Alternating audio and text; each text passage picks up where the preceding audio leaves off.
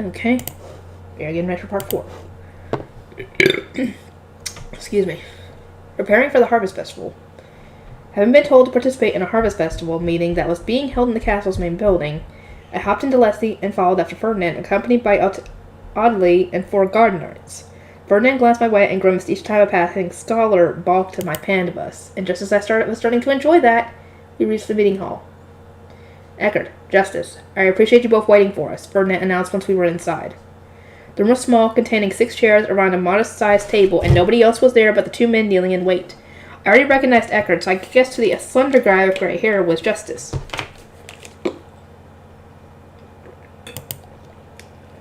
Rosemine, this is Justice. Ferdinand explained, immediately confirming my assumption. His regard is done and shall be accompanying you to the Harvest Festival as a tax official. Oh good, someone we can trust. I hope.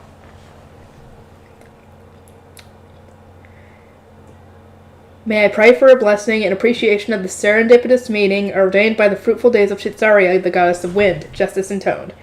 You may... Once the tedious noble greetings were complete, the 2 men stood up and Justice steadily looked down at me with his brown eyes. He gave a sympathetic grin upon seeing me tilt my head a bit, then spread out a map on the table, thus beginning the discussion about the Harvest Festival.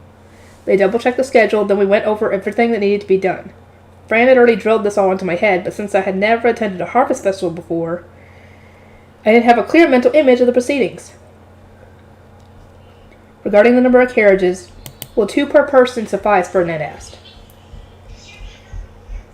Eckert and I will be fine with just 1, but will 2 be enough for Lady Rosemine? We men can travel relatively light, but women always end up bringing a considerable amount of luggage. I imagine she will need multiple attendants for changing clothes, Justice said. Ferdinand glanced my way with clear amusement. Rosemine, how many attendants do you intend to bring? Since I will be attending as the High Bishop, I suppose I'll be bringing my temple attendants?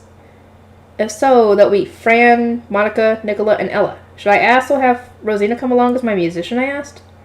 This was apparently so few people that Justice widened his eyes, surprised that this would be enough for me. Most attendants in the castle were specialized in a very particular field, but those in the temple were jacks of all trades.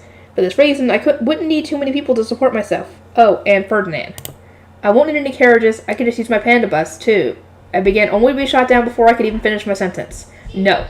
You will need a great deal of mana for gathering the ingredient, and enlarging your high beast for such a long period of time will only waste it, Ferdinand explained. Furthermore, if you become involved in something dangerous, those accompanying you will be in danger as well, and I cannot prepare enough guard knights to protect all of your attendants.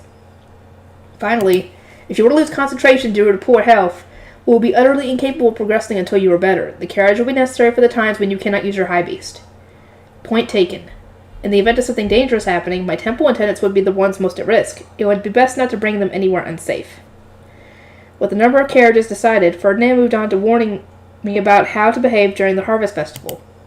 Listen well, Rosemine, you are not to separate from these 2. Do not wander about without any guards or attendants. There will be an abundance of food served, but do not eat any before your attendants have tested it for poison. When 7th bell rings, leave the celebration to sleep, regardless of who tries to keep you there.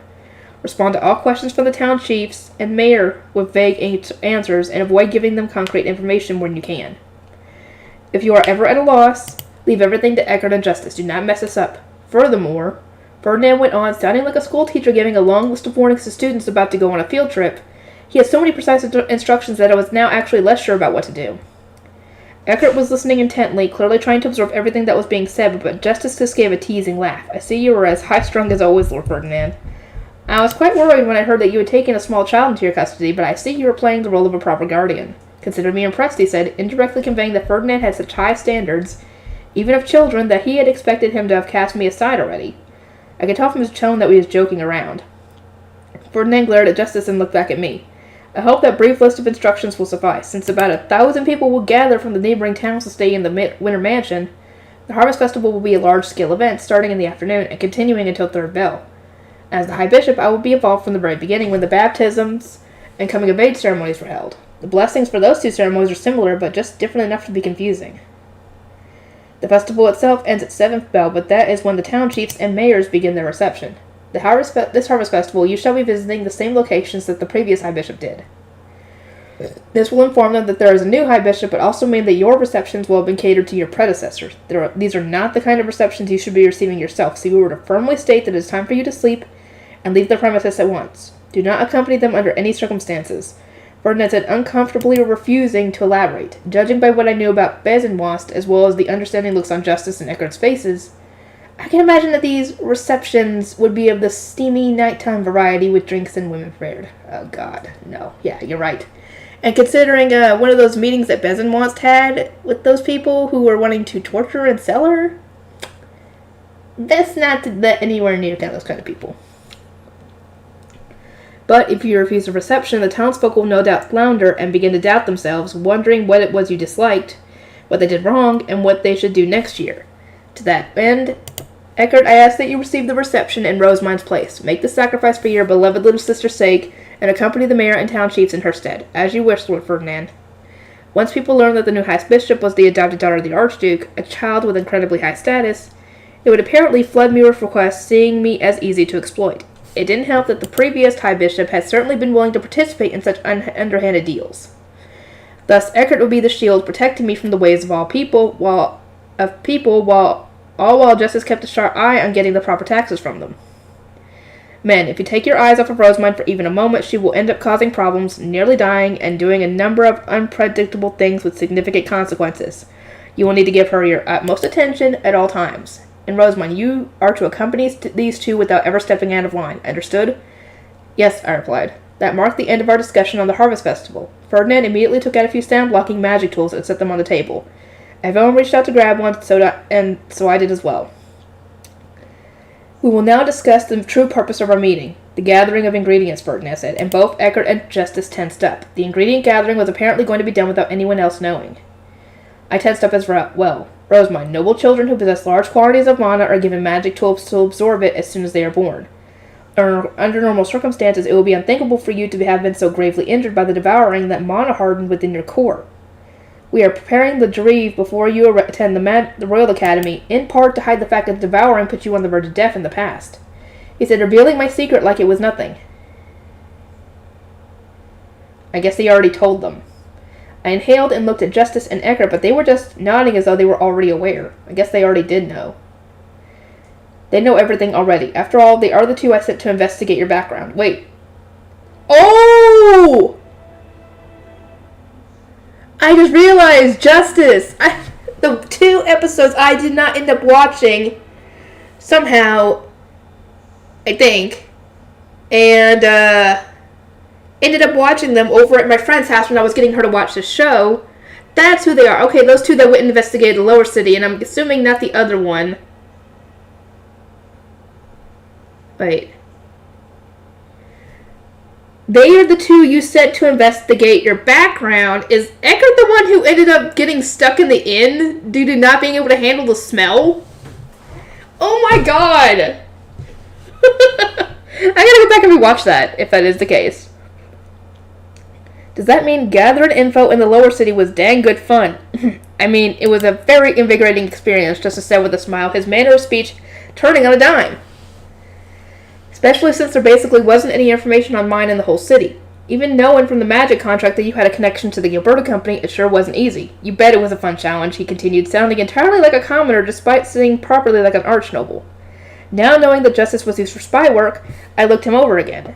His appearance certainly didn't stick out. His face was average and his hair a common color, and he looked ordinary enough that he could easily disappear into a crowd. He was slightly on the shorter side, but not short enough that he would stand out, and even a slightly taller pair of shoes could make up the height difference.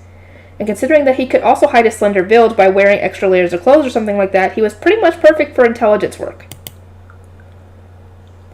Lady Rosemine, my line of work demands that I be able to mimic men of all statures. I adapt to their speech patterns, movements, lifestyles, and attitude on as is necessary to acquire information. Thus, I believe I understand the difficulties you are experiencing mimicking an archnoble and living as the Archduke's adopted daughter.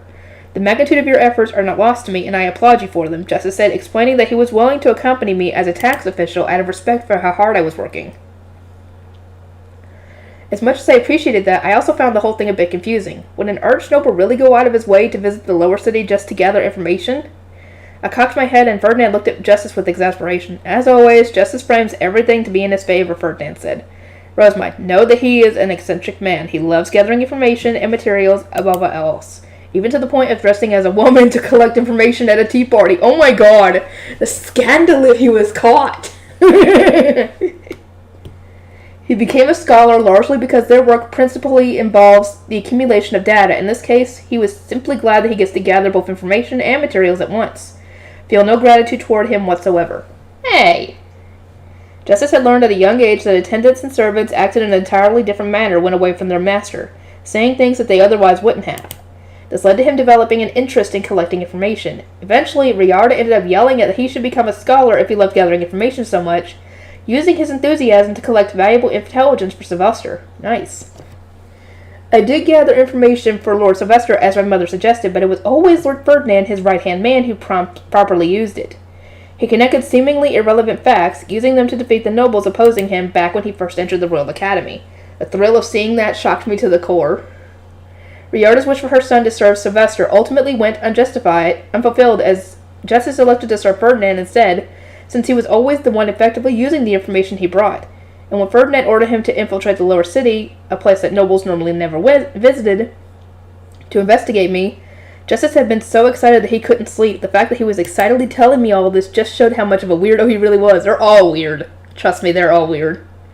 My information gathering bears fruit daily now that you have appeared by Lord Ferdinand's side. I feel more gratitude than I can ever express, he said, which really didn't make me happy at all.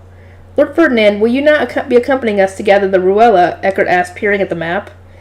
Leading out an exceptionally perturbed sigh, Ferdinand traced his own planned journey across the map with a finger. I would like to accompany you, but with this schedule, I am uncertain that I will be able to find the opportunity.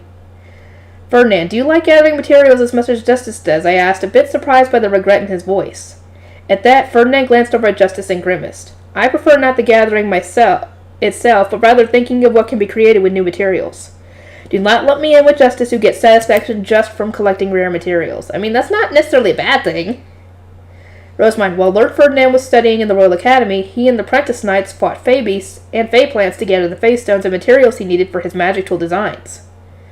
I accompanied him on such missions many times, Eckert said, and the mental image of Ferdinand exterminating the Tromba flashed through my mind.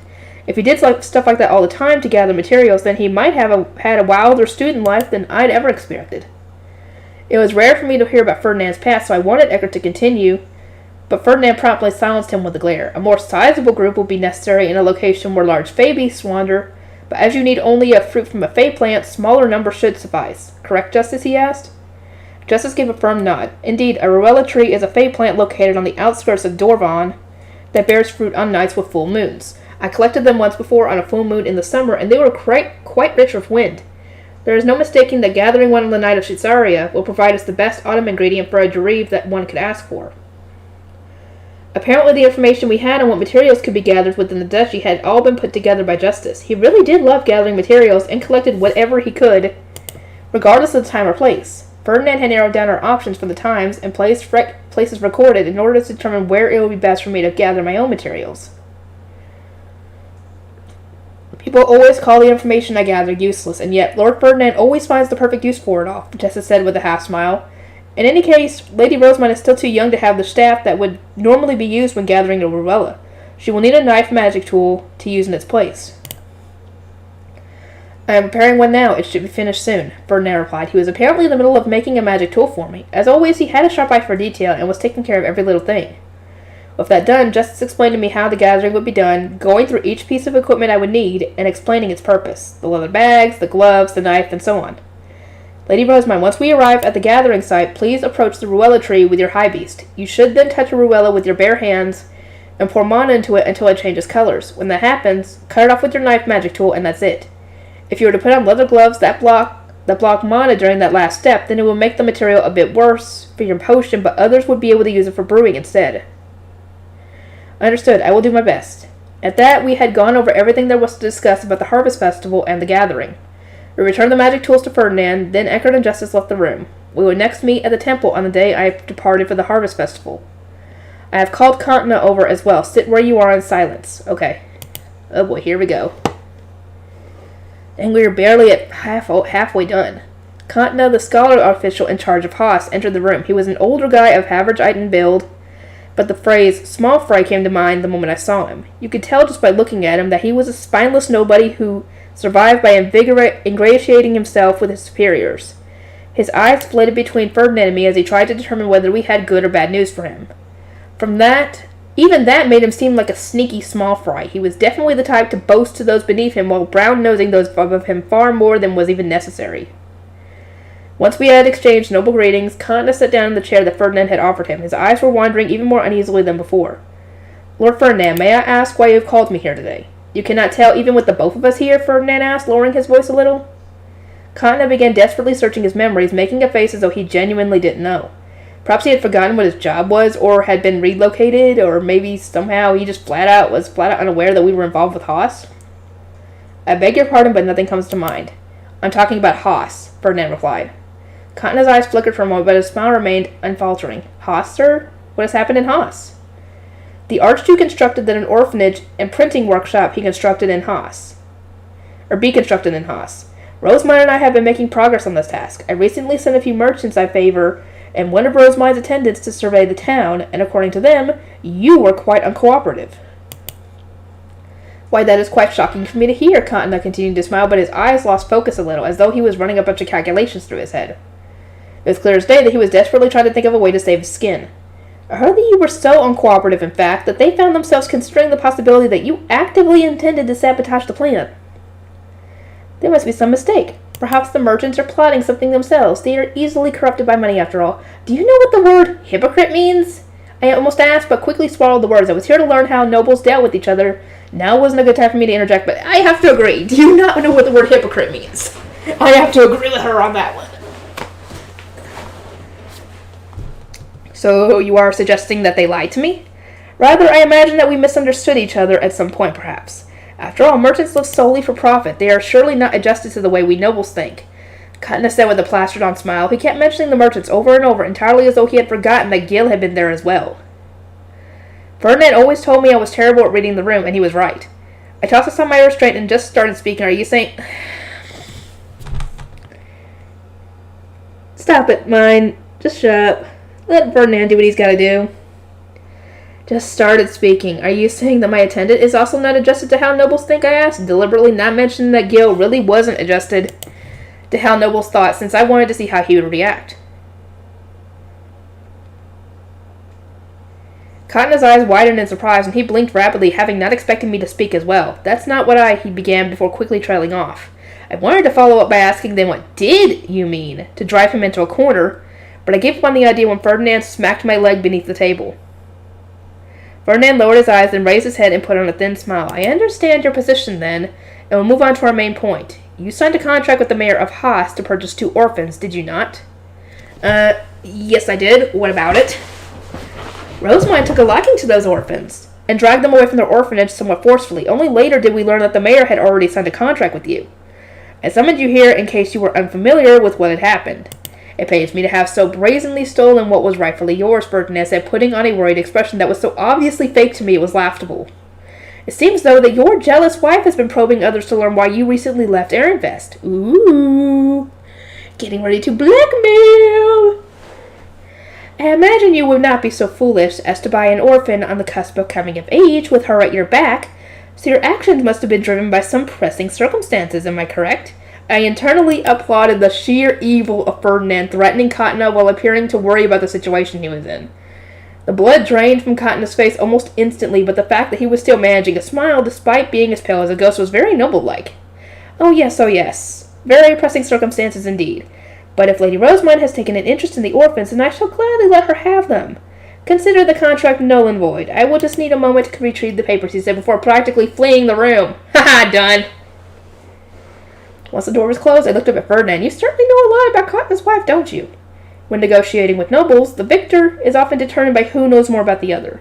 The information justice gathers is so disorganized that identifying the valuable parts among it all is a challenge, but the rewards are great. Justice gathered all sorts of information with great aplomb, while Ferdinand had a fearsome memory and a talent for using the right info at the right time. One could say that as a duo, they were terrifyingly invincible. Justice had mentioned that only Ferdinand could use his information properly, and that was probably because as a normal person would have enormous trouble picking out what was useful from a huge mess of trivia.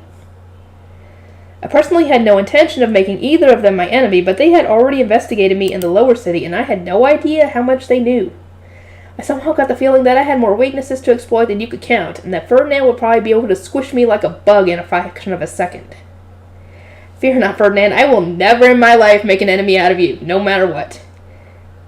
What inspired you to say that? Has Ecuador Justice given you any strange ideas? All of you are so unbound by rationality that I struggle to understand your actions at times. I mean, dude, she doesn't know where your people gathered. They could have information on you that you wouldn't even know about. I'm pretty sure we all just think you're scary, Ferdinand. I later learned in conversation that unlike pathetic old me who decided to obey Ferdinand out of sheer terror, the other two had resolved to serve him for the rest of their lives out of sincere respect from the bottom of their hearts. For that reason, Eckert told me not to lump myself together with him. Sorry, Eckert, but I don't think I'll ever understand the urge to serve someone like that. Cotton returned with the contract while Ferdinand was still frowning over my sudden declaration. He held it out, nervously looking at Ferdinand's furrowed brow and displeased expression. This is the contract. Ah, yes, my thanks. We shall pay for the contract notification, so take care not to demand money or orphans from Haas, Ferdinand said. All we needed to do now was bring the contract to Haas to show the mayor. Then all this orphan business would be done. I sighed in relief at the worst finally being over, but then Cotton glanced at Ferdinand and started speaking in a smarmy tone. Oh no. Is he going to try and demand our orphans? Don't. Still, this is somewhat troubling. As we discussed, there are profound circumstances behind this contract. I signed it not for myself, but for another, he explained. I had thought that Ferdinand only suggested there was profound circumstances to silence Cotton and give him an excuse for his wife, but apparently Cotton really had been searching for an adult woman at someone else's request. Who put you up to this, I asked. Will I need to discuss this matter with them as well? We had nullified the contract so that the people of Haas wouldn't see us as villains, but I didn't want Cotton and whoever he had signed it for to think of us in that way either. I had a feeling that nobles being mad at us would be even more of a pain than the mayor being mad at us.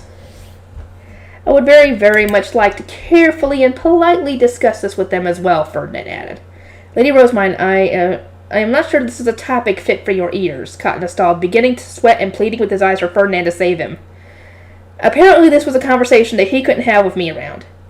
Rosemine, that will be enough for today. You may join Wilfred in this studying. Bridget, Angelica, take Rosemine where she needs to be, Ferdinand said, waving his hand to urge me out of the room. I nodded and left. Once outside, I traveled to Wilfred's room in my panda bus. There, I found him engaged in a tepid karate battle where everyone else was stuck waiting on him. The 10 seconds that followed the reading of each card seemed to drag on forever, and Wilfred looked bored as he sat among the art cards surrounded by his sycophant attendants. Riarda was quietly standing by a wall, looking over the entire room. She was probably identifying which attendants were useless and next on the chopping block. The anger burning in her eyes made her silence all the more scary. Wilfred, I know you are in the middle of a game, but I believe I'll be joining you, I said. His attendants had been counting to 10 as slowly as they possibly could, so I gave them an intimidating smile, counted to 10 normally, and then immediately grabbed the art card. Some cards were for letters that Wilfred had only just learned today. What? Rosemine, you're going too fast. Wrong, dear brother. You're too slow. Surely you saw the art cards you were familiar with when they were lined up at the start, no? How are you incapable of grabbing them immediately once the writing card has been read aloud? Remember, I am counting to 10 before I move. I ultimately beat Wilfred despite joining midway through the game and looked over his attendants while counting the card to him, and him are getting cut for sure. I simply don't have what it takes. Would you like to play another round? I will even consider it your victory if you can just grab the cards with the letters you learned today. That'll be too easy. I let him win the first round, but then mixed up the order of the art cards for the second so that he would have to look for them. One more round, he declared. I had successfully sparked a competitive fire in his heart. We played several more rounds of cards, and over time, Wilfred developed a solid grasp on all the letters used in his name. Yay! That was the wrong one, Wilfred. As penalty, you have to give up one of the cards you got before. What? That one card proved to be a deciding factor, and Wilfred stomped the ground in a tantrum once he'd lost. You would do well to study hard before we play again, I remarked. I got a lot of cards this time. Next time I'm going to get them all. Oh, I think you underestimate me, I replied, but in truth it already felt like Wilfred was on the verge of beating me. The kids at the orphanage had eventually started beating me, and I felt like the same was about to happen with Wilfred. I feel like Wilfred actually has some pretty high base stats. I guess his memory in particular seems to be solid. Maybe it's just because he pours all his energy into the stuff he's interested in, just like Sylvester. In some ways he is like his dad, but in some ways he's not. Shall we move on to learning numbers through playing cards then, I suggested. Numbers, huh? I led him the cards up from 1 to 10 as Wilfred watched on with a grimace, obviously having a bad history with numbers.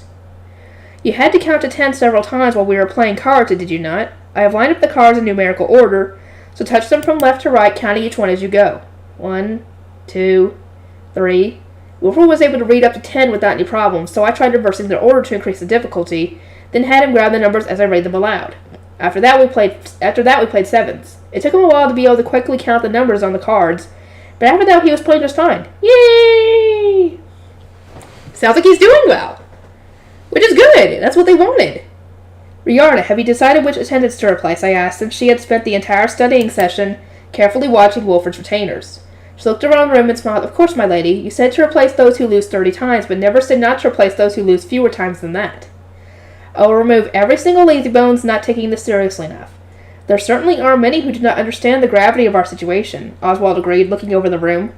Florencia had told him to his face that she was wrong to have ever trusted him, which obviously meant that he was in more danger of being replaced than anyone.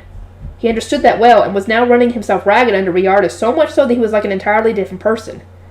Hopefully both he and his liege continue to grow. A little before 6 bell, Riarda received an ordonnance from Ferdinand announcing that it was time to return to the temple. He couldn't enter the northern building without permission, so he would be staying in the waiting room until I was ready.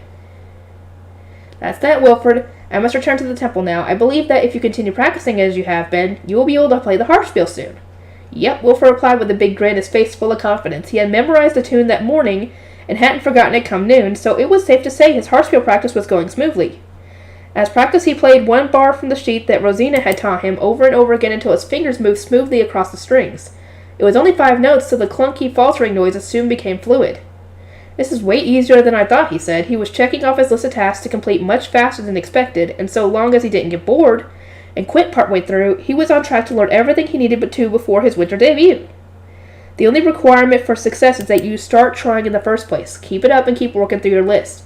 In fact, you should show it to Sylvester and Florencia tonight at dinner. I'm sure they'll praise you for your efforts. Anyone can tell how hard you've been working. All right. I returned to the temple and praised my attendants to no end, if not for their perseverance. Wilford would have plummeted right down into the pit of eternal failure. They were the real hard workers here. Well done, everyone. I'm overjoyed at how things turned out, and I am proud to be your mistress. We are used to your incomprehensible requests coming without warning, Fran replied with a half-smile. I took this opportunity to ask them what they had thought of Wilford as attendants. Compared to the pre-baptism children who come to the temple as soon to be apprentice blue priest, he was nothing out of the ordinary. The fact that he listened to us at all made him much more obedient than most, Fran replied, and I got a little headache at the thought of the apprentice priests and shrine maidens we will be dealing with in the future. Wonder if that's foreshadowing. The next day was a normal one. I played harpspiel as I always did, then went to help Ferdinand.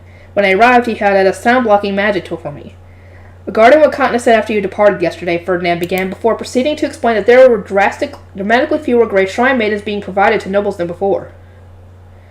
In the past, all you had to do was ask the High Bishop for a Shrine Maiden, and it was a done deal, but Bezenwast had gotten rid of all the unattractive ones to cut down on food costs, and the remaining good-looking ones had been given work in my workshop and the orphanage. This meant that there weren't any left for the nobles, and those who tried asking Blue Priests for their Grey Shrine Maidens attendants found themselves being significantly overcharged.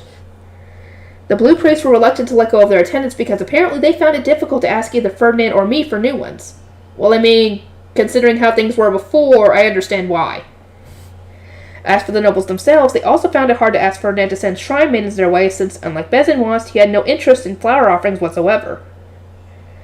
Plus, as Grey Shrine Maidens were especially favored for how inexpensive they were, nobles didn't believe it was worth paying the exorbitant prices the Blue Priests were asking for. The result was nobles being sent out to find orphans of suitable ages from the orphanages in nearby cities. How do you respond to this, Rosemine? Will you sell the Grey Shrine Maidens to nobles? Hell no! Ferdinand said, eyeing me carefully as if ready to judge my response. If there are Grey Shrine Maidens who would much prefer to be a noble's concubine than continue to be a Shrine Maiden, then, while I feel a resistance to it myself, I'll be willing to consider it as an alternative form of employment for them. That said, I have no intention of ever selling Grey Shrine Maidens who don't want that kind of life. They support my workshop right now, and ultimately I am the one who determines how the orphans to live. Ferdinand nodded at my reply with a strict look in his light gold eyes. In that case, what do you intend to do about the nobles buying orphans from nearby orphanages? The idea of orphans being bought and sold made me sick, but that was because I was applying the morals from my world to this one. Now that I was aware of this, I didn't feel quite as much disgust as I used to. Benno informed me that the city orphans are raised by the mayor and his people, which makes them shared property. Essential to buying resources for the winter. It is not my place to abuse my authority and interfere with this, I said. I am unable to save all the orphans in the duchy. In any case, and it is best that I do not try to get involved in matters outside of my field. It'd be easy to take all the orphans from Haas using my authority as the Archduke's adopted daughter, but I had no idea how many problems that would cause or where. And Haas wasn't the only place with orphans. I simply didn't have the power to save every orphan in this duchy. On top of that, as the High Bishop, what I needed to think about more than anything else was the temple's orphanage. It would be wrong for me to thoughtlessly try to extend my reach to the orphanages of other cities, so while I would do what I could in the monastery in Haas, anything else was out of sight and out of mind. It was hard to accept this, but unless I sucked it up and grew as a person, I wouldn't be able to survive here. A respectable response. It is good to see that you are learning, Ferdinand replied, giving a satisfied nod. A mean-spirited smile then crept onto his face as he continued his line of questioning. In that case, Rosemine, what will you do regarding the orphans still with Haas's mayor? They are in your sights now, are they not? I bit my lip, then shook my head. Unlike temple orphans, city orphans are made citizens and given plots of land when they grow up. Girls can use these plots to engineer marriages, and from what I've learned, I believe that many can find more happiness living as a citizen in a region they're familiar with than spending the rest of their lives in the temple as a priest. Each orphan was faced with two choices. They could reject their current lifestyle entirely and be re-educated from the ground up, living a futureless life serving nobles as a priest or shrine maiden, or they could continue living as they were, enduring a life that was harsh and full of struggles, but at least made sense to them. Only they themselves could say which they would prefer, and personally, had I been given the option, I would have rather stayed with my family than become the Archduke's adopted daughter. I have already given them a choice. The moment they chose to remain with the mayor, they ceased being a matter of concern for me, I replied, knowing that this was the proper answer for the daughter of an Archduke to give. Ferdinand nodded in approval. Upon seeing his satisfaction, I sighed in relief at having not made any mistakes and slowly lowered my eyes to the floor. Oh, I hate this. I felt like a part of me was just painted over and turned the color of a noble. Poor thing. I know she wants to help them, but it is ultimately their choice. If they want to stay there, that's up to them. She can't make them, like she said before. Starting merchant activity. It had become tradition for visitors of the Gilberta Company to be brought to my hidden room. By this point, Bridget didn't even react to it, and Daniel followed us inside with an exhausted look. He should have adjusted by now, in my opinion, but apparently he just couldn't get over seeing me cling to Lutz. Lutz, I hate this! Being a noble sucks! My head's gonna explode! What the heck happened this time? What's normal for nobles isn't normal for me, and what's normal for me isn't normal for nobles. Or normal for anybody. Trying to fit in with everyone is so hard, I don't even want to think. Jeez. Lady Rosemine, you're starting to sound like the Iliad, Gil pointed out with a chuckle. Nobody seemed too worried, since me having the energy to blow off steam by yelling meant that it wasn't too serious, or so they thought anyway. I actually want to scream as loud as I can, okay? Like, jeez! So did that make you feel any better, Lutz asked. Just a little bit, I replied. Shouting that loud did actually make me feel a little better. I couldn't scream in the High Bishop's chambers, and definitely not in my room in the castle. That would tarnish the image of me being a saint that everyone was working so desperately to build. Despite how it might have seemed, I really was working my hardest to act like a cultured noble girl. After dumping my complaints on Lutz, I let out a heavy sigh and turned to face everyone else from the Gilberta Company. Anyway, I did super well, so get ready to pile on the complaints. I managed to get Sylvester to agree to let me spread the printing industry at my own pace.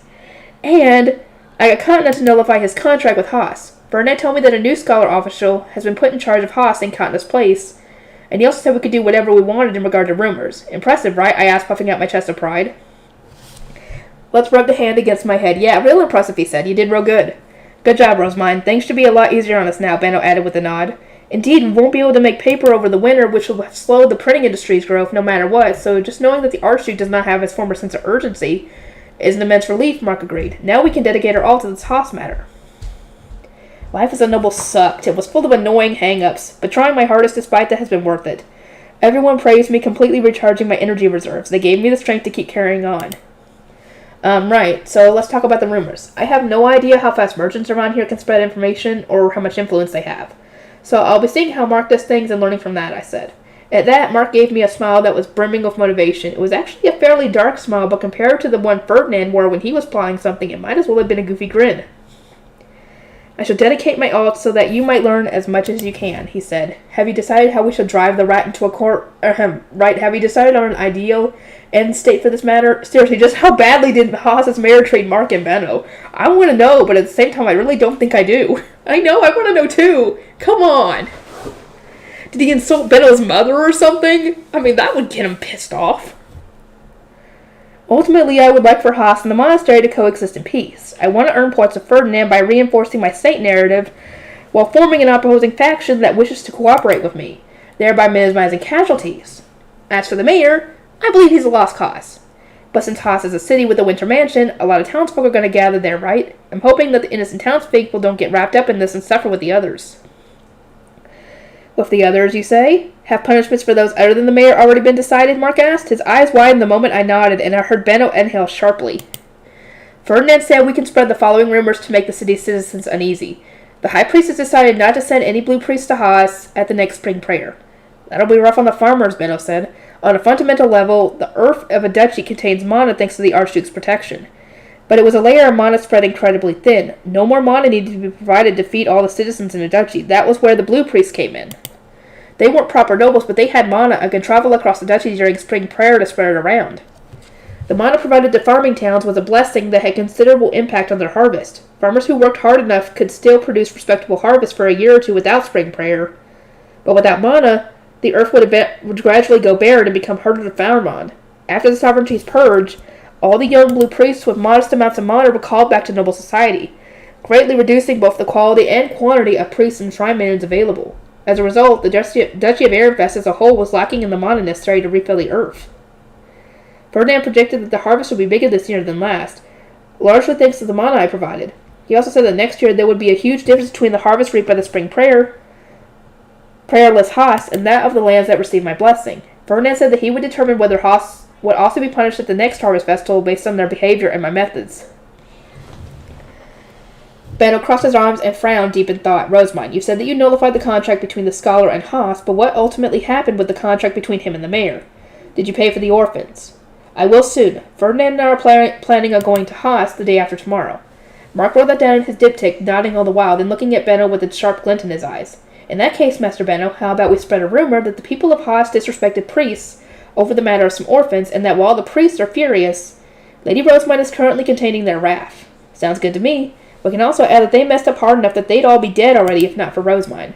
Benno said, stroking his chin while agreeing with Mark. What's important is emphasizing the fact that the only reason they haven't been punished yet is because of Rosemine's mercy and compassion.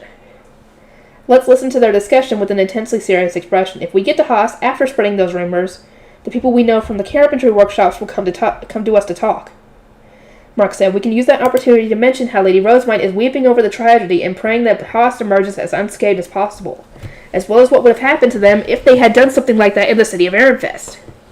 That will split the citizens into two groups, those who quake in fear of nobles and form an opposition to the mayor, and those who side with the mayor and attempt to use his noble connections to weather the imminent storm. They have lived up until now with the former High Bishop accommodating their needs, and if they have a letter confirming that this will continue to be the case, then they will surely attempt to keep doing so. Assuming the rumors spread as planned, you will no doubt be approached by nervous citizens at the Harvest Festival. You should use the opportunity to have your attendants informed that the High Priest decided not to send priests to Haas during spring prayer, and that while you are doing your best to console him and the Archduke, they are both profoundly angry. That will make the issue a topic of interest within the Winter Mansion, and much discussion will surely be had. Mark, wasn't the first rumor supposed to be that the people of Haas attacked a monastery the Archduke had built for his daughter, and that no matter how compassionate the High Bishop is, not even she can quell his wrath entirely? That is not Lady Rosemine's job, Master Benno, but ours. When the Harvest Festival ends and we return to Ehrenfest with the priests, that is what we shall tell the farmers, Mark replied. Had the farmers already known that Haas was being charged with treason against the Archduke, the Harvest Festival will be the least of their worries. The city will fall into a huge panic, and when I attended as the High Bishop, it was likely I would be swarmed by commoners. That wasn't ideal, nor was it a safe situation.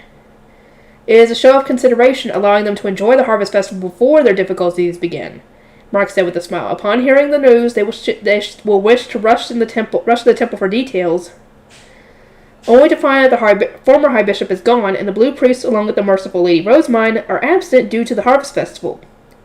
With nowhere else to go, they would likely wander around Ehrenfest in search of more information, but find none and come to a screeching halt. After all, those who control information control everything. The monastery incident is undoubtedly treason against the Archduke. Not even you could prevent them from being any consequences, Lady Rosemine.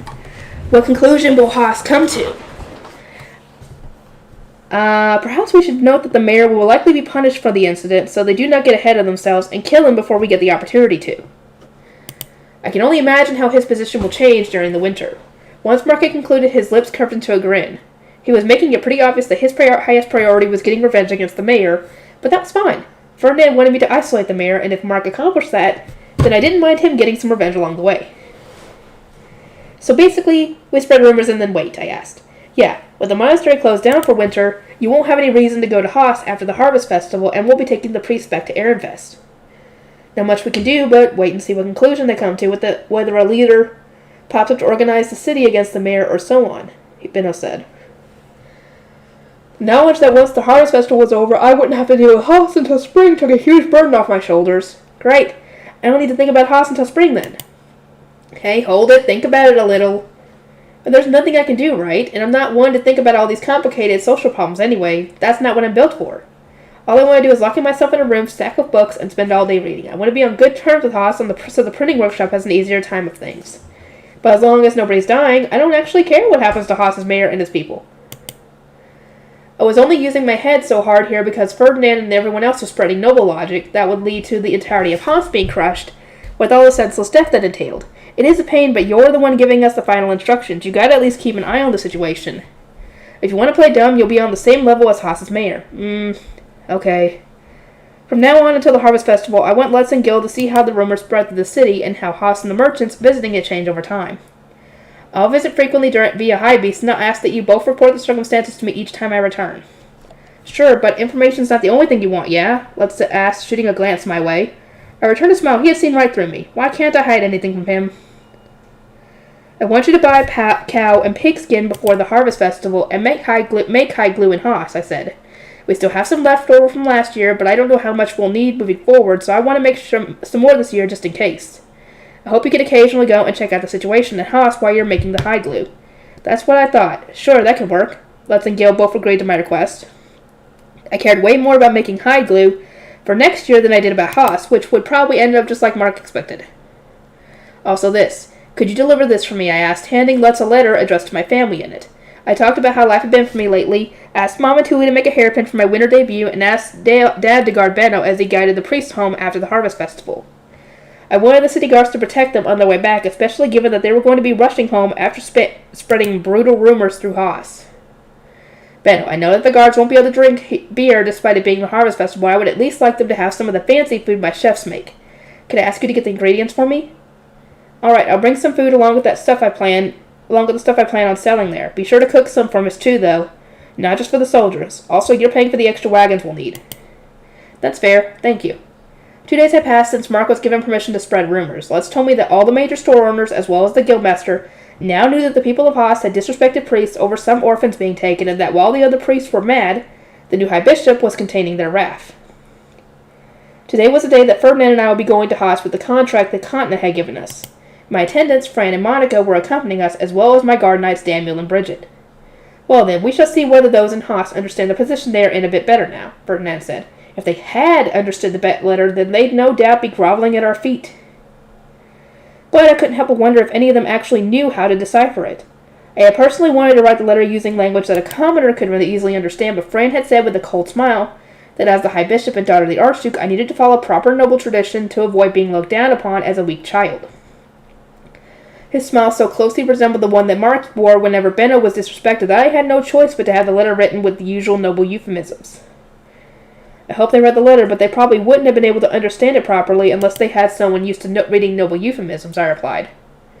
That said, Haas was only half a day's journey from Ehrenfest. The rumors that Mark had spread might have reached them already, assuming the merchants weren't so afraid of getting wrapped up in matters that they were blasting through Haas without saying much.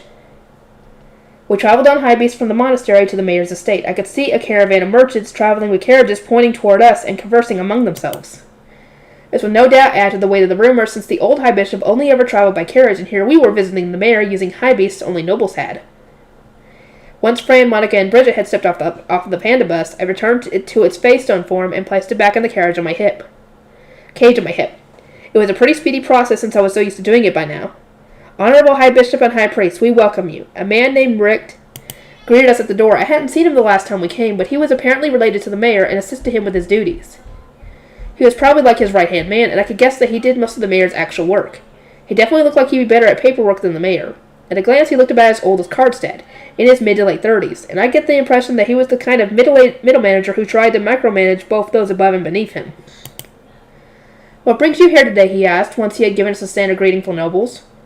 Fran stepped forward to tell him today's business. As was written in the letter arranging this meeting, we are here to formally purchase the orphans. Rick nodded, but at the same time he seemed a bit unsettled. It was as though he didn't quite understand how things had come to this. We very much appreciate your consideration, though I must ask whether there is anything we should know about this change of heart. Lady Rosemine did not realize that Haas intended to weather the winter using the money earned by selling the orphans until a merchant we favor informed her of such. We intended only to relieve Haas of the orphans, draining its resources, and thought that doing so would lessen the burden on Haas, Fran explained. That was the truth. Anyone who had worked as a temple's orphanage director would know all too well how much it cost to support orphans. I had thought that if they didn't even have the money to properly feed their orphans, they would have been glad to let us take them into the monastery. The merchant kindly informed me that taking orphans already signed to a noble would put Haas in a very bad spot indeed. My apologies for not noticing sooner. I was raised in the temple, and my sheltered innocence can be oh so troubling at times, I said, placing a worried hand on my cheek. Ferdinand shot me a cold glare that seemed to say, "In what world are you innocent?" But I ignored him completely. Thus, Lady Rosemine contacted Lord Katna, the scholar, and negotiated for the contract to be nullified. Fran said, showing Katna's contract. Rick's expression softened with relief almost instantly. There was no doubt in my mind that he really had been agonizing over the conflict with nobles that would have arisen from the orphans being taken away. Now that the contract has been nullified, I would like to officially buy Nora and the others, I said. Well, that would be acceptable. Of course, please follow me. Judging by Rick's tone, the murmurs from the merchants hadn't yet reached Haas. I couldn't help but wonder how the flow of information worked here. In the past, I had never left the city and only heard rumors from my family and Lutz, so I wasn't entirely sure how farming towns got their information. I was taken to the mayor's room and offered a seat. They served not tea, but rather fresh juice squeezed from local apple sages. The pink liquid was poured into a silver cup, no doubt used for noble visitors. Both proper technique and high-quality leaves were important for making tasty tea, and I can imagine that Hans didn't have the capacity to prepare expensive tea for rare noble visitors. Which wine would you prefer? Rick asked Ferdinand, despite having just given me juice. Wine at noon? Even though we came here on business? Ferdinand and I blinked in surprise, which wasn't the reaction Rick had expected. He faltered a little. Bezenwast and his priest had apparently welcomed wine at any time of the day. I desire no wine. I shall drink what the High Bishop is having, Ferdinand replied, and so he was also poured a glass of fruit juice, served in a similar silver cup. Fran took the cup, smelled it, examined the color, swished it around, and then drank one mouthful. He swallowed it slowly before wiping his mouth with a finger and checking to see if anything had happened to the cup. With the poison testing done, Fran used a cloth to wipe the lip of the cup before presenting the drinks to Ferdinand and me, all while Monica wrote down the steps she had just observed on her diptych. I watched her out of the corner of my eye as I moved to pick up the cup, only to suddenly freeze. So heavy. The silver goblet was stupidly heavy compared to the cups I normally used. I couldn't pick it up with one hand, and even when I tried using both, my arms trembled like crazy. I'm going to spill this. I'm going to drop the cup when I try to drink from it. Fran immediately noticed my problem and extended a hand to assist me, or rather, he picked up the cup over my hand and brought it to my mouth for me. I took a sip, and a refreshing citrus flavor spread through my mouth. When that done, it was finally time to get to business. Wow, you are weak, dude! So, just to be sure I understand this correctly, we are nullifying my contract with Lord Katna and signing a new one to sell the orphans to the High Priest and Lady Rosemine, the newly assigned High Bishop, the mayor asked. Indeed. After giving the mayor the same explanation he had given Rick, Fran presented Katna's contract. The mayor agreed to nullifying it and preparing a new contract for us to officially purchase Nora and the others. As the High Bishop, I signed the contract alongside the mayor. Then, once Fran had paid the money, it was done. I sighed in relief at everything having finished without any major problems. The mayor was probably equally relieved that his contract with the scholar official was being nullified and he was still safely earning the money. I saw his shoulders loosen up, but then he gave a nasty grin. One so gross that I felt uncomfortable just looking at it.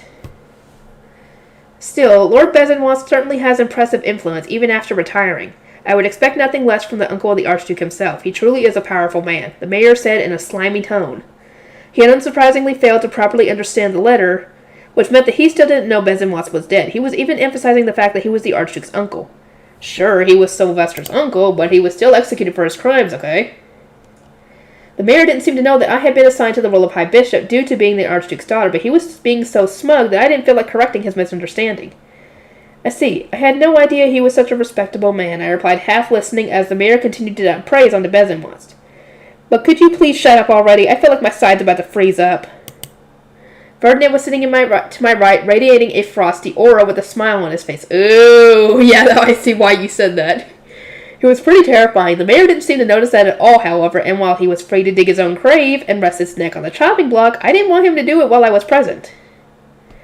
This is something of a secret, but I have deep connections with the former High Bishop, and he has done much to accommodate my needs over the years. Him speaking to you was of my request, in fact. The mayor said proudly he had apparently misread the letter so badly that he thought his own letter to the temple had been sent to Bezenwas, who then yelled at us and made us come and pay for the orphans. Please don't say another word. You don't have long to live as it is. Don't make the rest of your life even shorter, I cried out inside, but my silent words didn't reach him. Wearing a satisfied grin, the mayor told us that he would be wise to continue obeying the former High Bishop, since while he was no longer in the temple, he was still the Archduke's uncle. Someone say something! Please!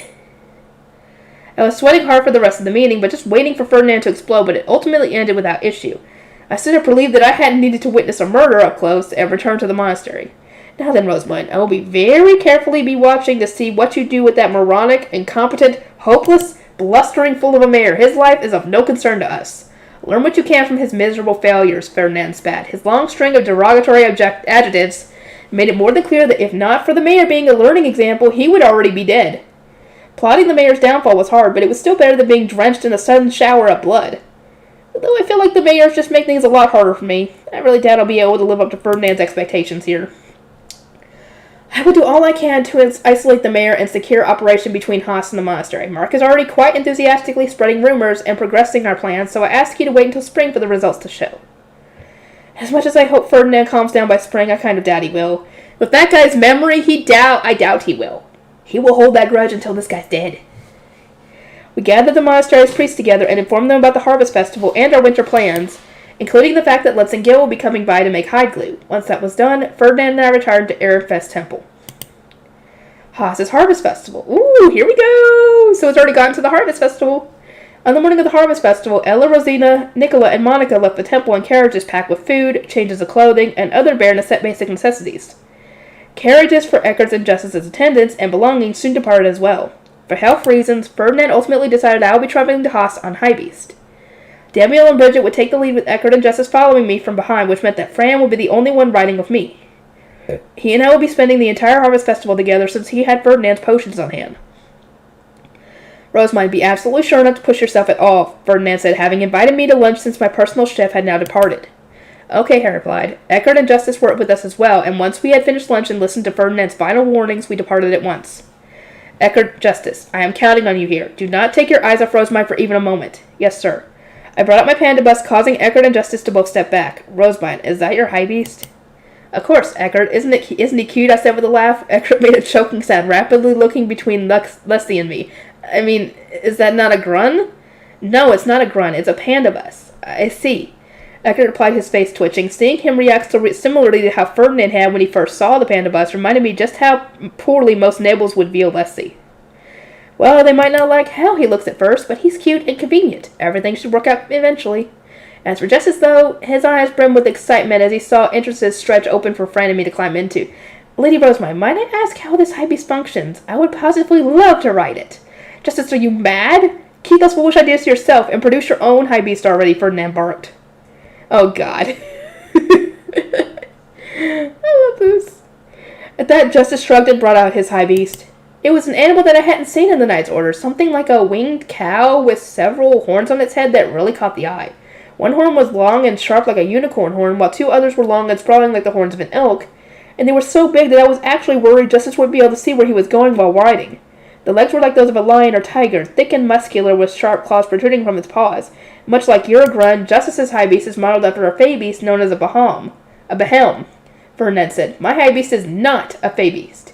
It appears as a fey beast to all who see it, but that is irrelevant right now. You must depart at once. The harvest festival cannot begin without you, Ferdinand replied, urging Daniel and Bridget to leave with a wave of his hand. Their high beast leaped into the air, and I soon followed in my panda bus. Fran was in the passenger seat today, and while he had initially paled and prepared for death each time he got in, he now barely reacted at all. Thank God. He got used to it. Oh, and I heard from several people that he had ridden a high beast before. It was just that the fact that he was riding in that thing, and it was mine, considering how nuts she is with Mana, you can probably understand why he was a little worried. As we raced through the air behind Daniel's winged horse, I reminded Fran of the important job he had to do. Fran, don't forget to make contact with Frick during the Harvest Festival. Yes, my lady, I need to directly inform him that we will not be sending priests to Haas for spring prayer, and that while you are striving to calm the high priest, he remains furious with them, correct? Not indirectly, I would like for you to be clear with him, I replied. It was because we had used noble euphemisms in our letter to the mayor that he still didn't realize Bezenwatz was dead. One could hardly blame him either. The phrase, climbing the towering stairway to the distant heights, was pretty ambiguous, and any commenter would surely assume he had just gotten a promotion or something. Back on Earth, it would be like trying to convey someone's death by saying they had become heir or left the public. Nobody would understand unless they knew what the phrase meant ahead of time. Fran furrowed his brow a little and lowered his eyes and said understood in a hard tone that made his displeasure clear. I know that the mayor was close with the previous high bishop. I understand Ferdinand's fury at the mayor's rudeness and that your respect for him makes you furious as well, but I don't want anyone in Haas dying with him. But it was those citizens who attacked the monastery. You are being too soft on them, Fran said with a sigh. So he said, but I needed that jerk of a mayor to get it through his thick skull that Bezenwatz was dead before he took Ferdinand off more and made my job even harder than he already had. Very well, Fran, I will rephrase this for you. I cleared my throat, then mimicked Ferdinand's tone of voice, making sure to furrow my brow and make as sullen a frown as possible. By informing the mayor that his only ally, the former high bishop, is dead, and that no priest will be sent to Haas in the spring, we shall cause him and all the citizens of Haas to tremble with fear, freezing their hearts and pushing them all into the valley of despair. Understood, Fran? I looked over at Fran as I spoke, determined to be as far from soft as possible, and saw him desperately holding a hand over his mouth to contain his laughter. I guess you did a decent job. I guess you did a decent enough job that he was laughing. Maybe. In the center of Haas, there was a large U-shaped building similar to old elementary schools I had read about in modern history books. One side was the mayor's estate, and the other was lined with carpentry workshops and smithies, but at the far end was the winter mansion that, as its name suggested, was only used during the winter. The farmers from neighboring towns would gather there to spend the colder months. The plaza in the middle of the U seemed large enough to be used as a field for sports, but today it was being used for our religious ceremonies. A large crowd had already gathered there. The atmosphere was festive and brimming with excitement, completely unlike the usual calm of the city.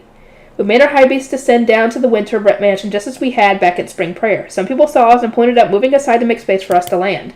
Soon, a path had formed through the crowd, leading to a stage right next to the building that was meant for religious events. There were tables and chairs for priests and tax officials on the left side, a similar arrangement for Haas's officials on the right, and an altar for performing rituals in the middle. Daniel took the lead, with Bridget and Fran following behind. I was being carried by Fran since everyone had shot down the idea of me walking on my own. Eckert and Justice had said something along the lines of, we determined that this was the best approach based on how you walk during your baptism and the Starbind ceremony, adding that nobody can tolerate the speed at which you walk. Yeah, they're not wrong. And so, I advanced to the stage in Fran's arms. The crowd looked on curiously, with a few people here and there wearing anxious expressions. They were probably the ones who had heard Mark's rumors. Ooh, they're getting around! Eckert stepped to my side standing so that the crowd could no longer see me. His expression was tense, and I could see him running his eyes over the gathered people without letting his guard down for an instant. Here you are, Lady Rosemide, Fran said, having set me down and pulled up a chair. Once I was seated, Eckert and Justice sat at my left and right, while Fran and my two guard knights lined up behind me. Being on the stage helped me see so much more of the crowd than those who were being baptized, coming of age, and getting married were all dressed up and gathered before me. The children who were due to be baptized were wearing white clothes, embroidered with Autumn's divine colors, while those who were coming of age wore simple outfits made with fabric, also matching Autumn's divine color. Those getting married seemed to be wearing their parents' hand-me-downs, judging by how some were covered with fancy decorations and embroidery, added over time, while others were plain and clean as if newly made. The women were also wearing lace crowns sewn with autumn plants and fruit. Here all ceremonies were held in the autumn. This meant that, unlike an Ehrenfest, even siblings who were born in different seasons could wear the same fancy outfit. This was also why everyone was wearing clothes themed around Autumn's divine color. A glance at the crowd told me that the kids here weren't too different from the ones at Ehrenfest, and while the citizens didn't particularly catch my eye, I got the feeling that the men and older folk from the farming towns were slouching forward a bit more, perhaps due to long years of farm work. The Harvest Festival will now begin. Send forth the children to be baptized, the mayor announced, signaling the start of the Harvest Festival to loud cheers and applause from the crowd. Among all this, the children being baptized this year climbed up onto the stage. There were about a dozen of them in total, and there was a pretty big size difference between those who had just turned 7 and those who were about to turn 8. Though it's safe to say I'm still smaller than literally all of them. That's sad. Fran took out the flat white medals we had brought with us and stepped forward to the kids. One by one, he stamped their blood on a medal just like the priest had done with the children at my commoner baptism festival back when I was mine. I lowered my gaze, looking away until all the blood stamping was done. Seeing other people's blood also made me uncomfortable. God, please end soon. After that came the Bible stories, but this time Fran read them from one of my picture books while showing the kids the illustrations. He was reading instead of me because his voice carried better. The kids all leaned forward as they listened, probably having never seen a picture book before in their life. Well, obviously not. Seeing their shining eyes all but confirmed to me that we really would want to establish public schools to help improve the literacy rate. Only the city of Ehrenfest has a temple, though, so establishing a school there won't lead to improved literacy rates across the duchy. It would be nice if we had the money to actually build schools, but we don't. And I can't imagine Ferdinand would be particularly enthusiastic about holding another charity concert. Oh, but maybe I could just send Grey Priests to winter mansions like this one in the city. They could hold temporary winter-only versions of the classes that we have in the temple. Given that the kids and adults would be spending their days bored inside anyway due to all the snow, maybe they would be eager to learn. Though, that plan would require me to raise the social status of priests first. And I don't know if you'd be able to do that. As it stood now, Grey Priests were scorned as orphans, and I wouldn't dare risk locking them in a winter mansion with people who looked down on them. They would almost certainly be treated poorly, and while they could use my authority as a shield to some degree, that wouldn't make their status as an orphan disappear.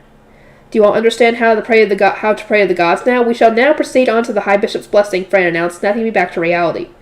I stood up and walked to the center of the stage, feeling all eyes on me from both the plaza and the stage. Then, once I had stepped upon the prepared stand, I took a deep breath. I am Rosemine, assigned to the position of High Bishop this past summer by the Archduke. I looked over the children as I introduced myself. They were all blinking in surprise, no doubt taken aback by the fact that I, the High Bishop, was smaller than them. It seemed that they had assumed I was simply tagging along a Fran. Let us pray to the gods that you all grow up to be strong and healthy. Praise be to the gods. The kids all wore serious expressions, wavering slightly as they got into the praying position that Fran had taught them. Seeing them try their best was so cute that a smile crept onto my face as I poured mana into my ring. Now then, I shall give to you all a blessing from the gods, I said. Please kneel in place. The kids watched as Fran knelt and mimicked his posture. O Shitsaria, goddess of wind, please hear my prayer. We offer thee our thoughts, prayers, and gratitude so that thou might bless these newly born children and grant them the divine protection. I intoned, and a yellow light shot out from my ring before raining down on the children's heads. Holy cow, wow, it's shining! The kids stood up on the spot and began waving their arms around, trying to get as much light powder on them as possible. It was exactly what you would expect children to do, but Fran seemed to have been caught off guard since he only knew the well-raised orphans in the temple. His eyes were wide and he was completely frozen in place. Thus ends my blessing to you. Please step down from the stage so that the new adults may rise. Sure, all right. You're pretty amazing for someone so tiny. Oh, yeah. The kids raced off the stage with gleaming eyes, heading straight back to their families. In their place came the new adults. Once the baptism, coming-of-age ceremony, and weddings were over, it was time for the other major event of the Harvest Festival to begin. Put simply, it was a grand sports tournament between all the towns, a competition modeled after the battle between autumn and winter, the winners of which were guaranteed to have a good harvest next year. Given that I barely ever left the house, this was my first time ever seeing a sports event in person. I excitedly listened to the mayor's explanation, eager to see what kind of game it was when Eckert smoothly stood up. Lady Rosemine, I suggest we return to the monastery. Certainly, if you insist. What? I thought I could stay at the festival until 7th bell. 5th bell rang just a second ago, didn't it? Eckert was smiling in a way that he showed he wouldn't accept no for an answer, so I took his hand and stood up, tilting my head in confusion. Fran, look over this year's offerings with justice. Damn you'll guard them as they do so. Bridget and I will return to the monastery with Lady Rosemine serving as her guards.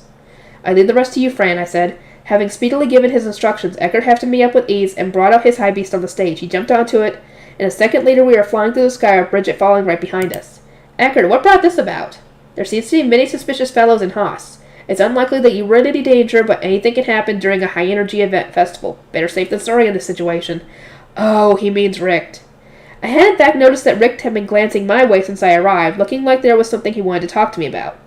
However, with all the ceremonies taking place, and Eckert, Justice, and Fran surrounding me, he just hadn't had a chance to walk over.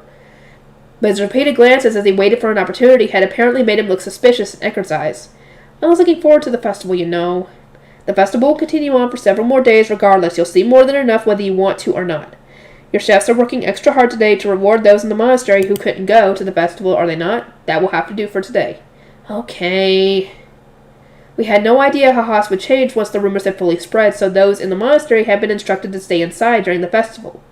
In return, Ella and Nicola were using the food that Benno had brought to make absolute feasts for the Gilberta Company employees, city soldiers, priests, and shrine maidens. We arrived at the monastery to find it buzzing with activity as everyone got there ready for their feast and prepared their beds for the night. Meanwhile, soldiers were carrying crates from the Gilberta Company into the kitchen and the barracks at the instructions of Grey Priests.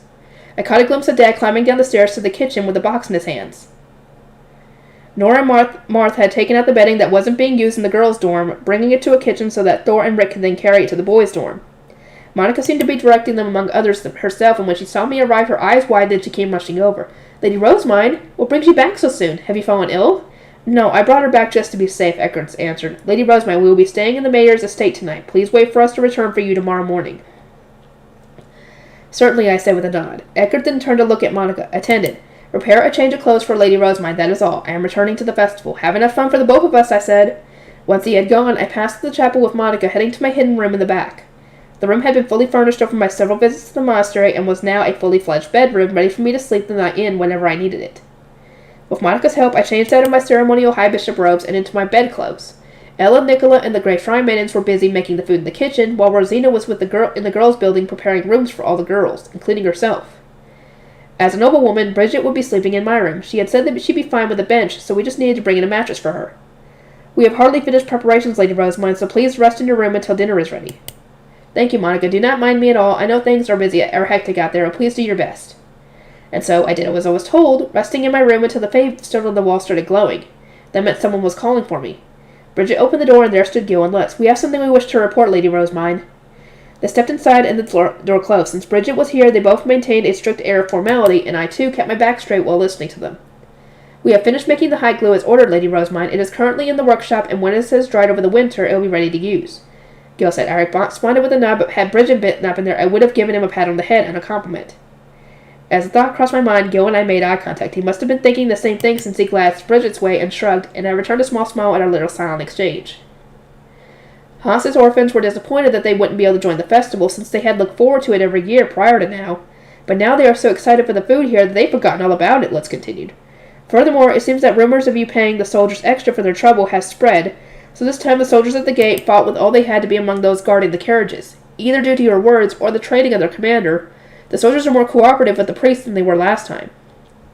Dad had apparently stood by and watched as the soldiers argued over who would get to guard the carriages, since I had already chosen him ahead of time. As funny as that was to hear, Les was probably telling me so I would be ready to pay extra again. "I'm glad to hear that the soldiers are being more cooperative. In that case, I'll have to prepare another bonus for them. Let's please ask Benno whether he is able to lend me some coins." I replied, not having brought any money myself since I was only here for the Harvest Festival. I could handle any purchase with my guild card anyway, so it hadn't seemed necessary. Let's wrote that down in his diptych. "How are the rumors progressing?" I asked. The merchants who heard the news in Ehrenfest sped past the city, giving warnings to anyone who would listen along the way.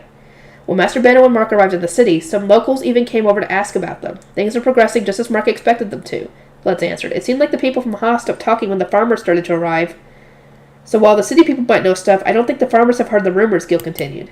Hearing that reminded me how Rick had been looking my way. He was probably hoping to stop the spread of panic and confusion. I mused aloud. If the farmers learned that the previous High Bishop was dead and no priest were going to be sent to the next spring fair, the Winter Mansion would no doubt descend into panic. Let's ask Mark to shift into the next phase of our plan. As he wished. Not long after we had finished our discussion, Monica came to tell me that dinner was ready. I headed to the dining hall, and there I found everyone kneeling in front of tables covered with food. Today is the Harvest Festival, I announced. As the name so strongly implies, it is a festival, so I ask that you all relax and be at ease. Everyone looked confused, and who could blame them? There probably didn't exist any other noble who could say something like that to them. But still, with such a huge feast laid out on the table, I wouldn't be able to eat comfortably knowing that everyone was watching me and internally yelling for me to hurry up. I am saying that we will eat together. It would be a waste to allow all this warm food to get cold. Call everyone from the kitchen as well. The table shall be divided between nobles, retainers, priests, and shrine maidens, soldiers, and the Gilberta Company, but we can all still eat together. There might not have been any beer, but there was freshly squeezed fruit juice. After clinking cups together in a cheer, everyone started eating their food. Bridget alone frowned as the soldiers behind her erupted in uproariously conversation. As a noble, it was probably hard for her to tolerate. My apologies for all this, Bridget, but it's simply beyond me to eat leisurely with so many eyes watching. I imagine you won't be all too pleased to eat alongside servants and soldiers, but I hope you can tolerate it for today. Oh, you misunderstood. My family, Ilgnir, is very much a backwater province, and we often eat along with our servants and get rowdy with our farmers during celebratory events. I'm used to this kind of thing. And don't feel displeased in the least. I'm just worried about what Lord Ferdinand would think should he hear about this. Bridget said, placing a hand on her cheek and glancing my way. It wasn't hard to imagine that he'd bark in anger. We can do this because the other nobles in Fran are staying at the mayor's estate. Keep it a secret from them, if you would be so kind," I said, putting my pointer finger over my mouth in an X shape. Bridget laughed and copied my gesture, likewise forming an X shape over her mouth. "I am more concerned about you letting your tongue slip, Lady Rosemine." Once I had finished eating, I walked around the various tables. The soldiers were all shoveling food in their faces, but when they saw me approach, they all hurriedly sat down whenever they were eating. I giggled at the sight of them gazing longingly at their food, then spoke to their representative, Dad. "Are you all enjoying your time here?" "The luck up here's a shame, but the food's top-notch," Dad replied. "Right, everyone?" The soldiers all nodded. "Yeah, I never had food like this before," one said. "This food alone makes coming here worth it. Some beer would make it absolutely perfect," added another. While they were trying their best to speak politely, their eyes were all locked on the food. Everyone was just silently begging me to let them eat again. "I'm glad to hear you all are enjoying it. I shall inform the chef later," I said. "Please continue eating." At that, the soldiers immediately dove into their plates again. While watching them snatching food from each other and the like, Dad whispered to me in a quiet voice quiet enough to be lost among all the clatter. "Today's food tastes very nostalgic. It reminds me of the first time one of my daughters cooked for me. She used lots of the wine I kept stashed away," Dad said with a smile, bringing a fork full of wine-seasoned bird to his mouth. Memories of that time I had used a stash of honey wine to cook a bird, then laughed about it with everyone at the table, flashed in my mind. It was so nostalgic that tears welled up in my eyes. "I can't let myself cry here," I thought, taking a deep breath and smiling as I held back the tears.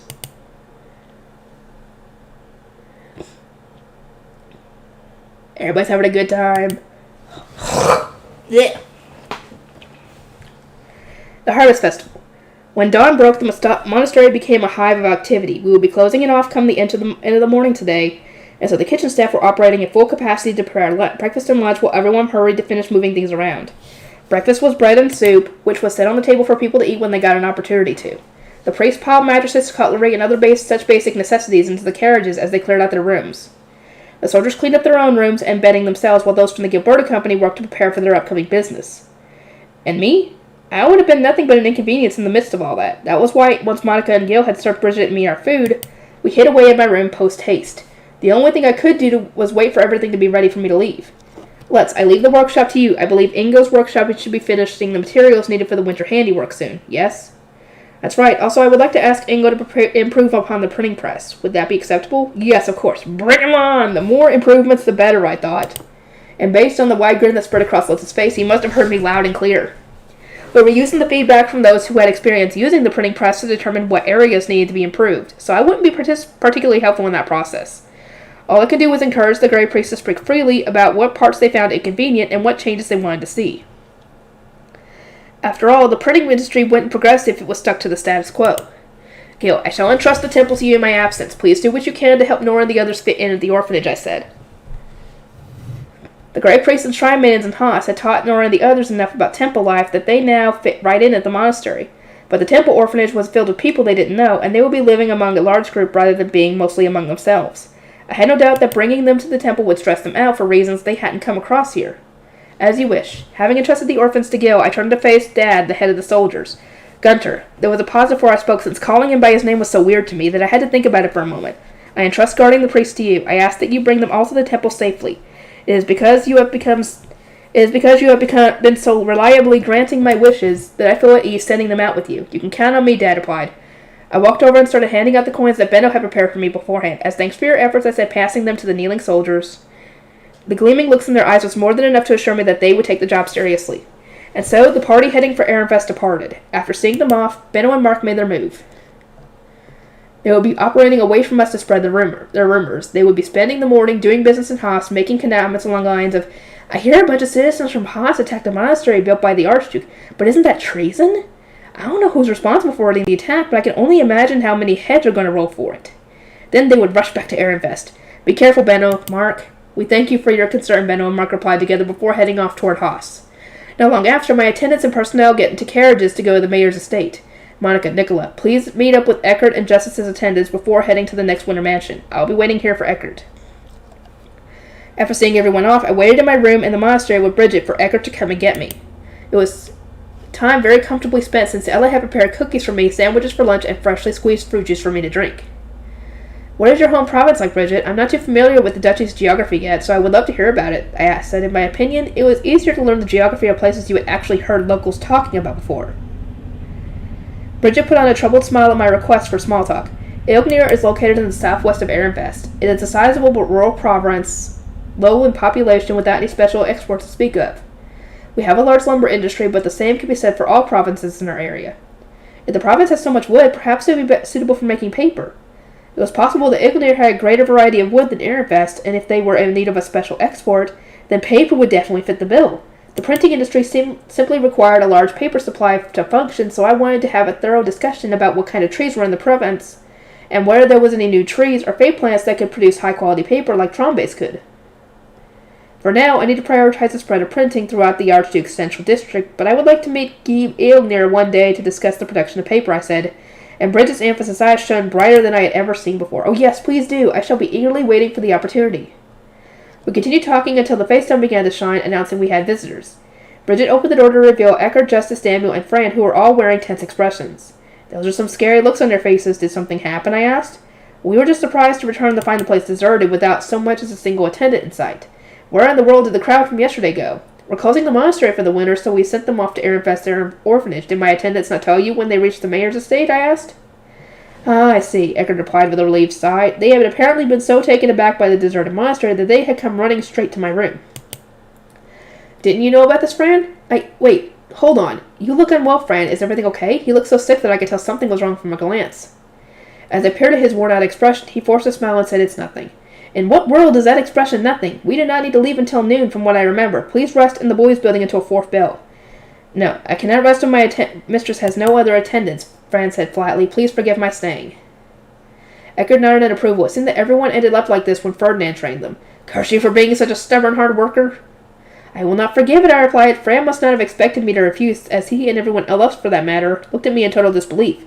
I am rumored to be deeply compassionate, and thus I order you to either sleep on this room's bench or privately in the boys' building. You may choose which you prefer. Rosemine, I'm not so sure about this, Eckert interjected. I shall hear what you have to say about these matters when you can manage my health, Eckert.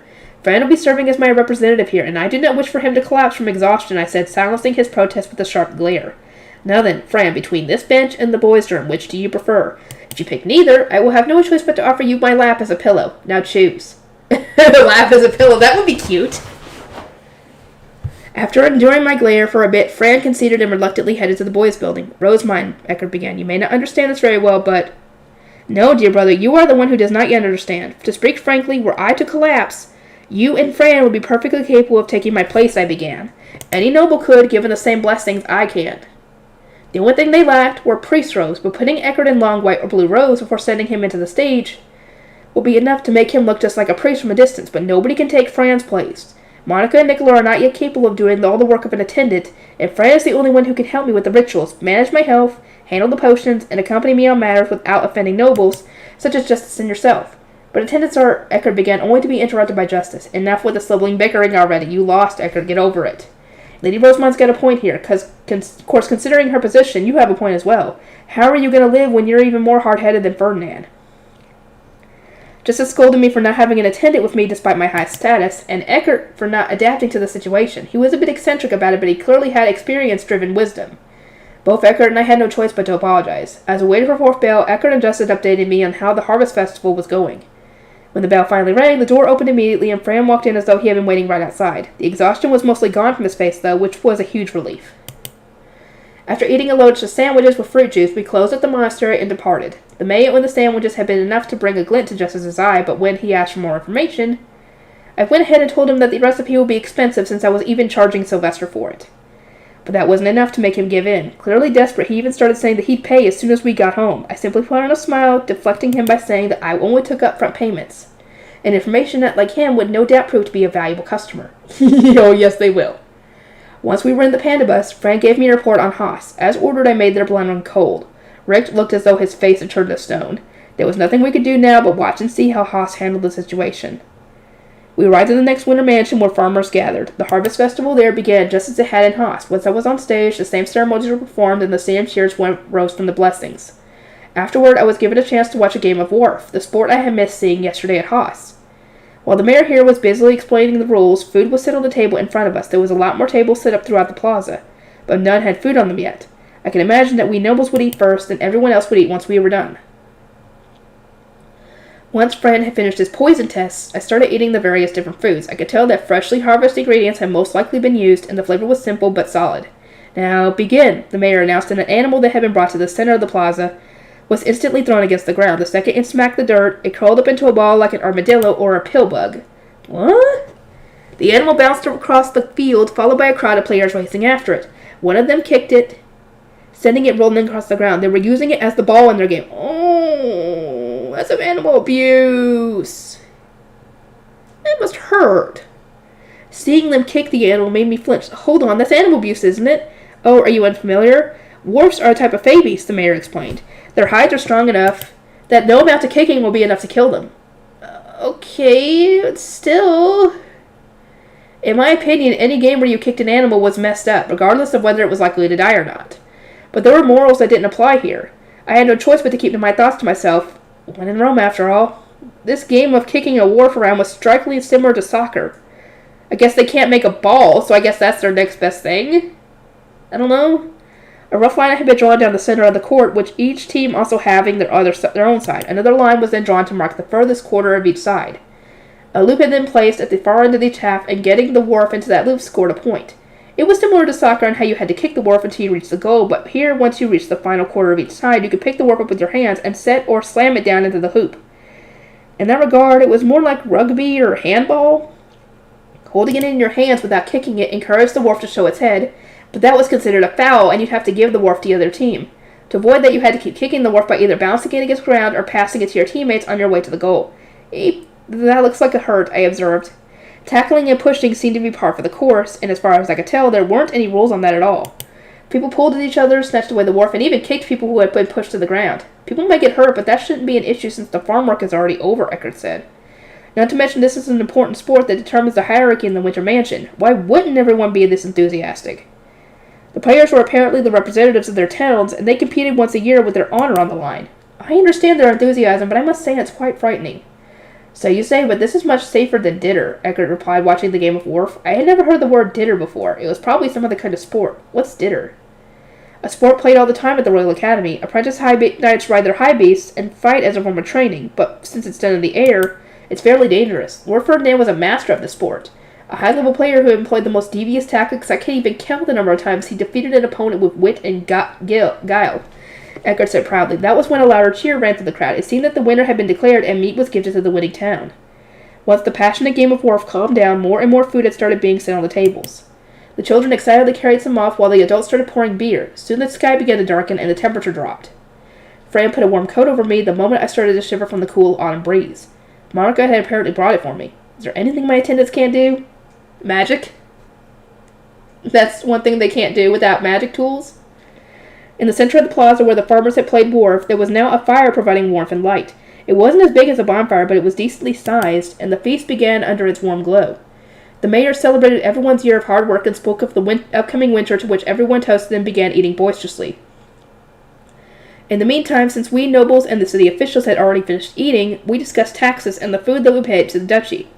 The mayor and its officials were wearing bright expressions since this was their first good harvest in many years. I didn't know how large it had been last year, but I was glad to see them so happy about the large harvest that my blessing this year's spring prayer had provided. Justice was at the center of the tax discussion. His work as a tax official would apparently begin first thing tomorrow morning, and he had said that I would need to join him since part of that taxes would be given to me. Lady Rosamond, you can wait until you've finished eating breakfast, he said. Even when the sun fell over the horizon and everything went dark, the festivities didn't end. People cleared the tables with full bellies, leaving only beer and some light snacks, while musicians with instruments came out and started to play. The stars of this year's festival, the newlyweds, were the first ones to come out to dance. They were soon joined by more boys and girls holding hands. Some were small children who had just been baptized, and others were young couples embarrassed about being teased. People clapped, whistled, and stomped their feet in celebration. Cheers and loud singing echoed through the air, with everyone yelling their appreciation for the harvest. It was the kind of festival where it was easy to find yourself absorbed in all the smiles, passion, and energy. The harvest festival ended when the 7th bell rang. The kids were taken away to sleep, the girls helped clean everything up, and the boys hurriedly secured as much beer as possible to drink back in their rooms. Hi, Bishop. In the interest of deepening our bond, may I offer you... The mayor began. No! Lady Rosamond will be heading to her room now. We will accompany you in her stead, Eckert said, having been instructed by Ferdinand to take my place when the mayor and other officials tried inviting me to Bribe City. At his encouragement, I retreated with Fran and Bridget to the rooms prepared for me. As Monica and Nicola prepared my bed and a hot bath, I listened to them talk about the harvest festival they had experienced. It was the first harvest festival of their lives, and from what I heard, it had been filled with fun and surprising things for them. Justice began his work as a tax official first thing in the morning. He made sure everything that had been discussed during the festival had been handed over, then spread out a large cloth with a sizable magic circle drawn on it over the stage from yesterday. He placed phase stones in the four quarters, put the taxed goods in the center, and then waved his staff through the air and chanted something. In an instant, the goods were enveloped in light and disappeared. So all of this is being sent to Ehrenfest?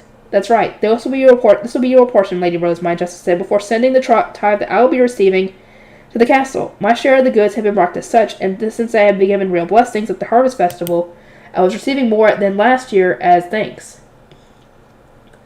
Other blue priests and shrine maidens will need to have their noble family members retrieve the goods from the castle. But in your case, your family is already in the castle, so the court chef will prepare the food for winter ahead of time. All you need to do is ask my mother or Norbert to prepare a carriage to carry it all to the temple. That's very convenient. I'll have to ask Riarda to prepare a carriage when I return. When Justice had finished with the taxes, we left for the next winter mansion. The attendants departed in their carriages, and since we could catch up in no time on High Beast, we were able to leisurely rest until noon. The Harvest Festival sure is fun. Or so I thought, until the third day. It was exhausting being in the middle of energetic festivals day after day. To each new city, this was a one-day-a-year event, but we were stuck in the madness for 10 days straight. I yearned for the quiet, uneventful days of yore. I want to go back to the temple and lock myself in the bookroom. Someone give me some reading time, please! Ooh, here we go. Oh, I gotta stop, though. I gotta stop, guys. I'll see y'all next time.